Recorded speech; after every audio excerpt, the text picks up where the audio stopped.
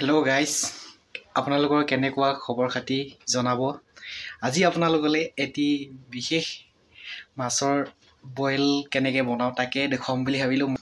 এতিয়া পিঁয়াজ, টমাটৰ আৰু জলকীয়া, আদা, নহৰু, ধনিয়া এইবোৰ কাটি পিনে কমপ্লিট কৰোঁ আৰু ৰ'ব। ধনিয়া আদা কাটি হোৱাৰ পিছত এতিয়া মই মাছখিনি ধুনীয়াকৈ উলিয়াই ল'লোঁ আৰু ধুই পিনে থৈছিলোঁ আগতীয়াকৈ। এতিয়া মই মাছখিনি উলিয়াই পিনে বেলেগ এটা বৰ্তনত থৈ লৈছোঁ। এয়া মই দিলোঁ নিমখ, বেছি দিব লাগে আৰু অলপ দিলে অলপ দে। এতিয়া নিমখ দি দিছোঁ। এতিয়া হ'লে ইয়াত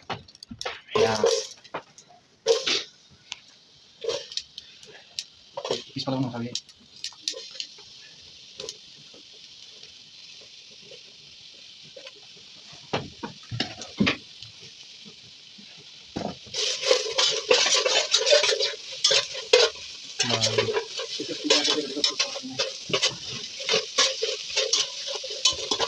बिना तेल डाल के मैं तो बहन तो ऐसा चीज खाया नहीं तो गोबर खिला रहा है। ये तो क्या बेलेग मेंशन कर दिबी শুনো ইয়াৰ ভলিউমটো ডাউন কৰি পিনে তই কি কয় নিজৰ কিবা ভলিউমটো মাইক্ৰ লগত এডিট কৰি দিবি। আকবাৰ কবি মানে আজি কিবা হালকি মানে ঠিক লাগে দে কৰি তোক और रखले ऐसे कितने रहेगा बार-बार करी दो ना फोन तो करना फोन नहीं करता डालना मिर्ची।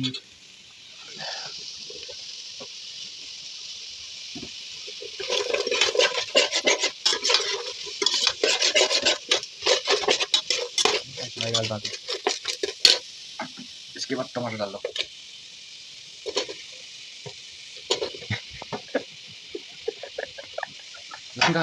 अरे ऐसे मिक्स किया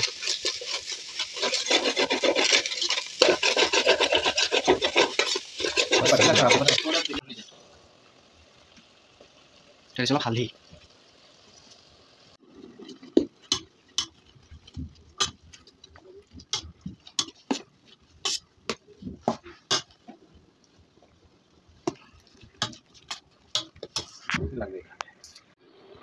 এতিয়া অলপ দিম অৰ্গেনিক চিকেন মছলা। খালি দিয়াৰ পিছত বেছি নহয় অলপ দিব লাগে, 2-3 চামুচমান যিমান খায় আৰু।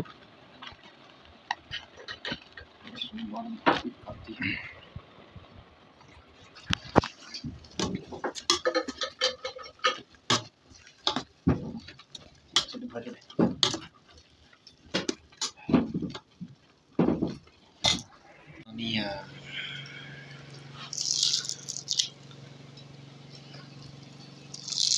बस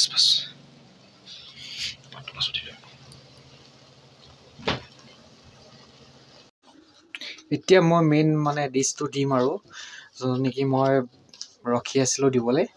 এইটো হৈছে মাছ হয়। মাছ এইটো কচ মাছৰ নিচিনাই হয়, কিন্তু কচ মাছৰ নিচিনা ইমান তেল নাই। ইয়াত পোৱা মাছটো মানে অলপ বেলেগ টাইপৰ। ইয়াত এনেই কয় মানে চবেই চিংগল কাটা বুলি কয়।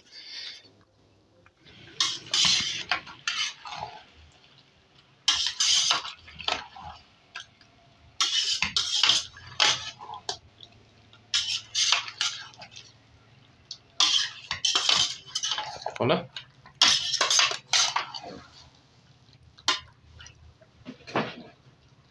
এই ধুনীয়াটো দিব নালাগে, এতিয়া পাছত দিবি লাষ্টত উঠাৰ কৰে।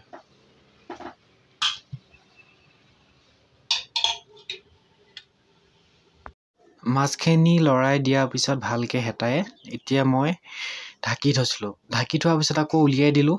মাছখিনি মানে কি অলপ তলত লাগি যাব বুলি মানে লৰাই দিছোঁ, কিন্তু মাছখিনি তলত লাগি যোৱা নাই। নিমখ দিছিলোঁ কাৰণে লাগি যোৱা নাই।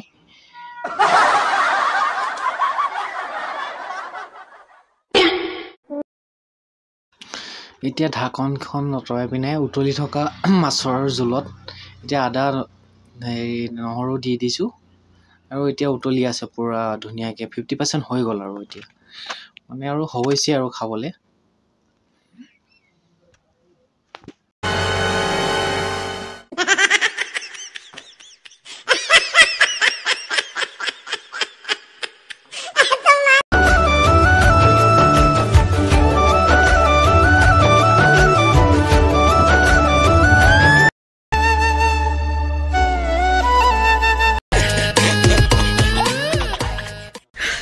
你别笑。